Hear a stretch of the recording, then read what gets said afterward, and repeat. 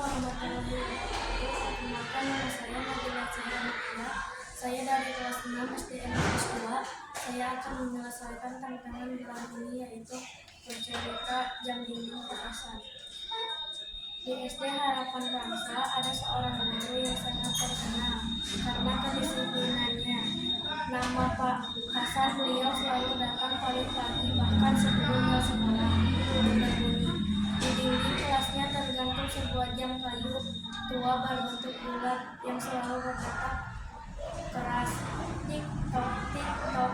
Suara itu sering membuat murid-murid merasa tegang. Mereka takut pada Pak Hasan yang selalu mengajar ketinggian. Kalau terlambat 1 menit saja, pasti disuruh berdiri di depan kelas. Bisik Reno kepada teman-temannya. Orang yang menghargai waktu sedang menghargai hidupnya sendiri, kata Pak Hasan.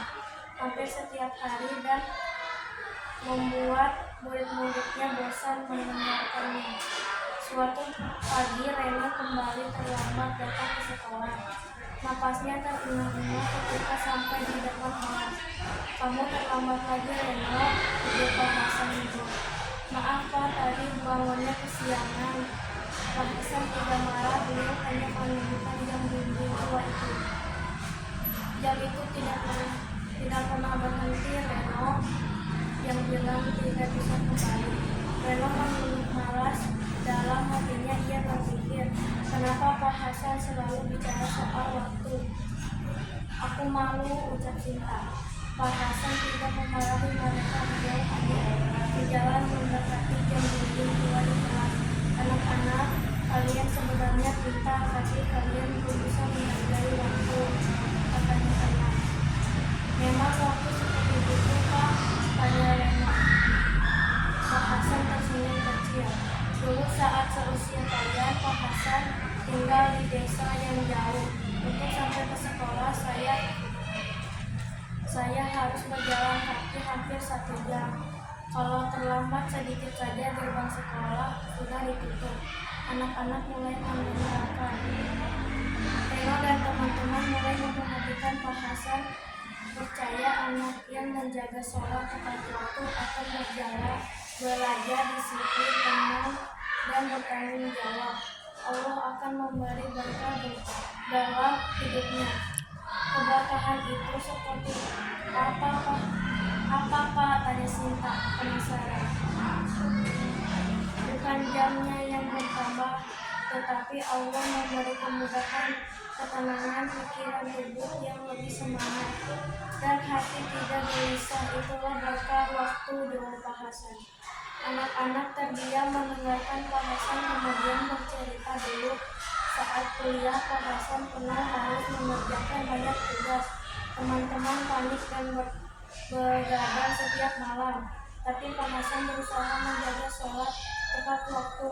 Aneh rasanya, pekerjaan terasa lebih ringan dan selesai lebih cepat. Sejak hari itu, Reno dan teman-temannya mulai berubah.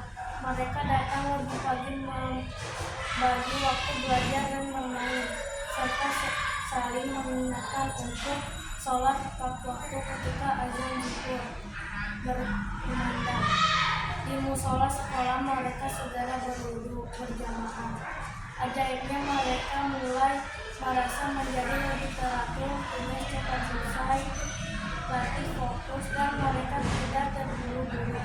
Jam dinding tua itu bukan lagi sesuatu menakutkan. Suara tik-tok justru seperti penyemangat. Beberapa minggu kemudian, sekolah kembali mengikuti lomba cerdas cermat kecamatan.